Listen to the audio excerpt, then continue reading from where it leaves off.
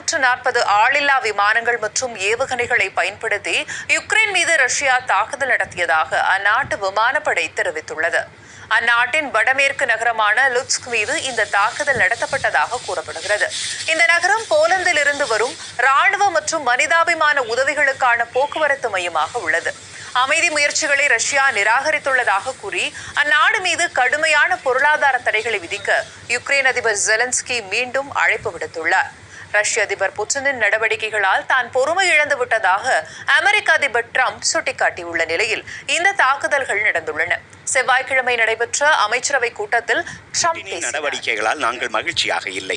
அவர் அதிக மக்களை கொல்வதால் இப்போதைக்கு இவ்வளவுதான் சொல்ல முடியும். உண்மையில் எங்களை குறித்து நிறைய பொய்களை புட்டின் பரப்பி வருகிறார். அவர் எப்போதும் நல்லவராக தோன்றுவது உண்மையற்றதாக மீது கடுமையான தடைகளை விதிக்கும் மசோதாவை அமெரிக்க செனட்டில் ஆதரிப்பது குறித்து பரிசீலித்து வருவதாக அதிபர் டொனால்ட்